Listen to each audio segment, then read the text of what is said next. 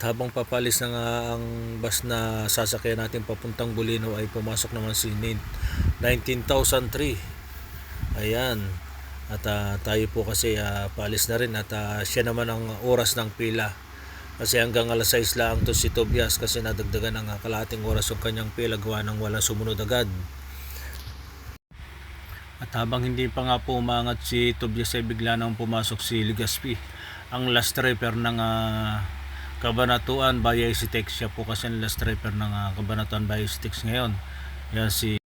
At dahil pangat na nga rin po si Cisco na biyang San Fabian hindi na po nagawang umabanti pa ni Legazpi gawa ng nakaharang na yung ating Cisco na palabas naman papunta ng San Fabian, kaya umatras na lang si Legazpi para pagbigyan ng palabas na Cisco na biyaheng San Fabian.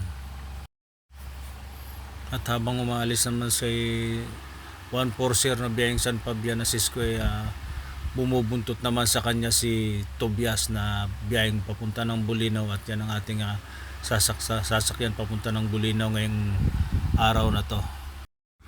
At yan nga, nakabuntot na rin si Tobias na palabas ng ating terminal gawa ng susunod sa kanya si 19,003.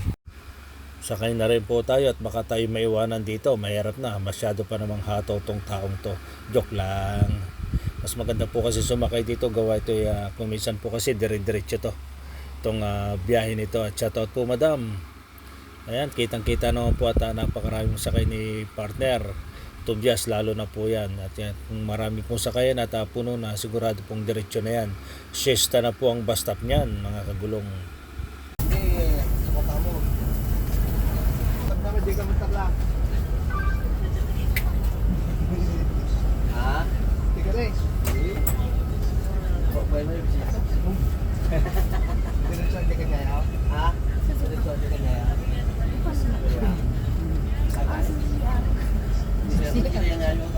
Pwede bunil niya nagawin doon? Bunil? Ay, di Domingo na pa? Hindi Domingo nagawin doon. Ayan, at dito na nga tayo sa Tarlac.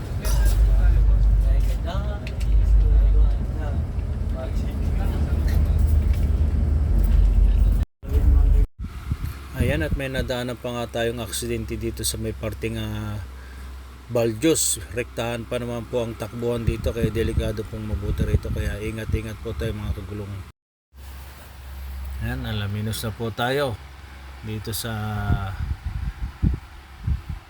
lugar kung saan magbabastop tayo kasi hindi tayo nakapagbastop sa siesta mga kagulong, at dumire-diretso si Tobias kaya mabilis ang ating naging biyahe.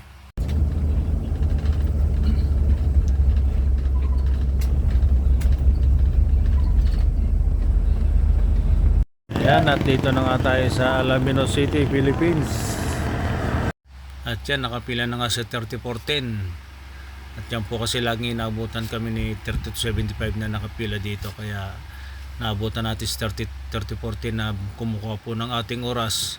Sa ngayon na wala time biyahe, siya po kasi ang reliever natin sa oras mga kagulong. Punta tayo ng Bulinaw.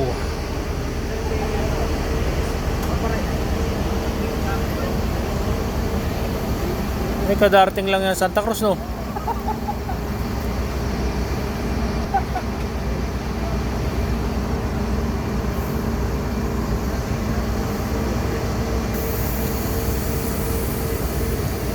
.40 na kumuha ng oras natin. At tara, papunta na naman tayo ng Bulinaw. At ito po ang huli nating destinasyon sa Bulinaw mga kagulong. At dyan nga, marami rin naging sakay na naman to si Tobias dito sa Alaminos.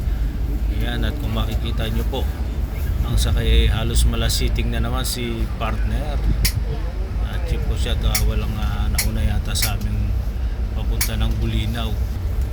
Kaya, ayan, marami pa rin siyang sakay. Yan po mga kagulong. Sige po mga kagulong.